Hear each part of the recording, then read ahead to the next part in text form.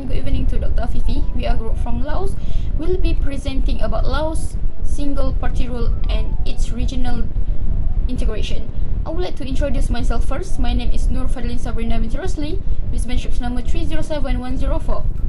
Before we move further, we must know how does Laos look alike.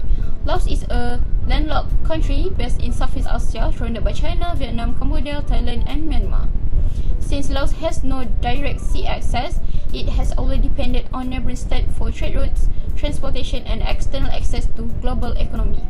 Laos is a mountainous and forested country also.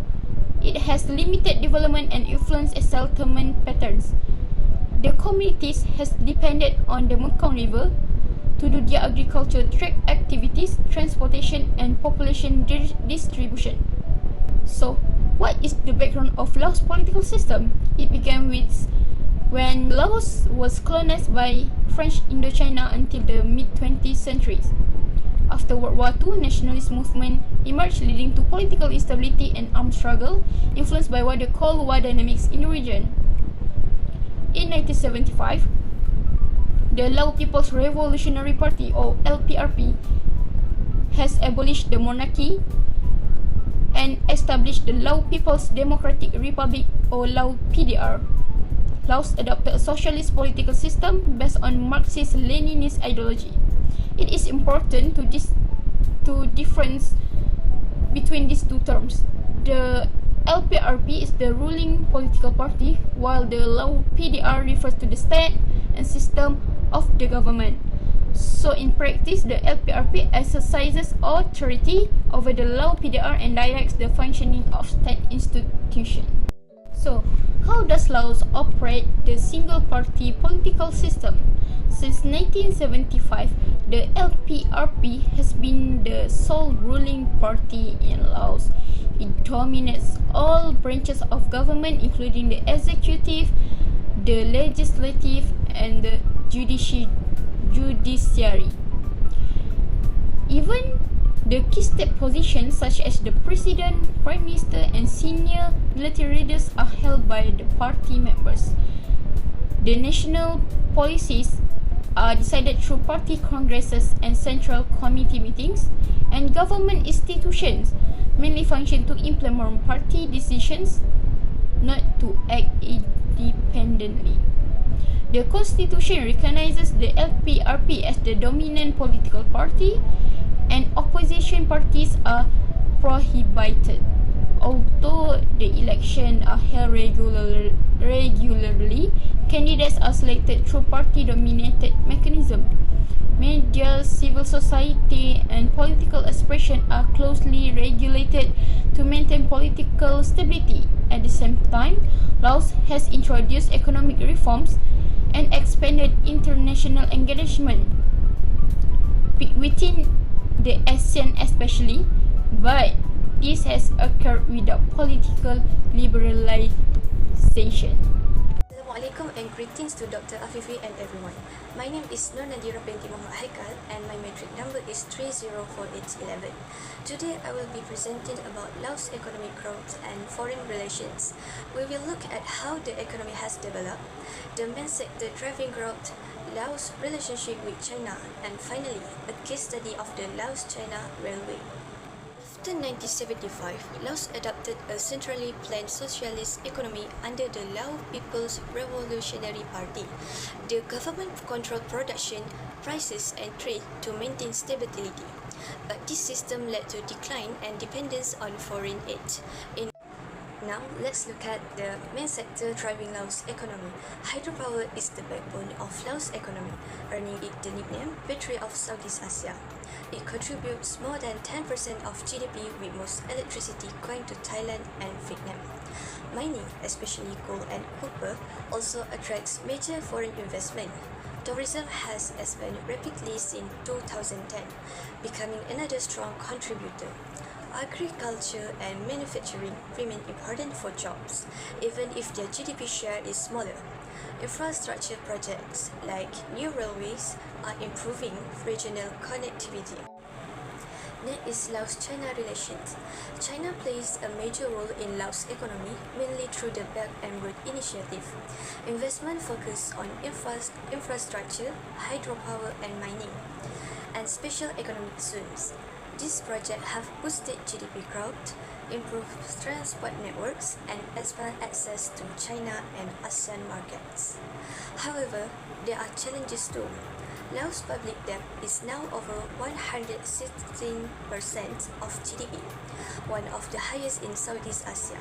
This raises concerns about economic dependence and sovereignty. Finally, let's look at the Laos-China Railway as a case study. This mega project cost $6 billion and opened in December 2021. The 422-kilometer line in Laos is part of the larger convention network. To put it in perspective, the cost is about one-third of Laos' GDP, making it one of the biggest infrastructure investment in the country's history. Since its launch, the railway has carried more than 48 million passengers and 54 million tons of cargo, showing its success in boosting trade and tourism. Travel time from Vientiane to the Chinese border dropped from 15 hours to less than 4 hours, and logistic costs fell by up to 50%. But financing is a concern. 60% of the project was funded by loans from China Exim Bank, and Laos borrowed $480 million for its share.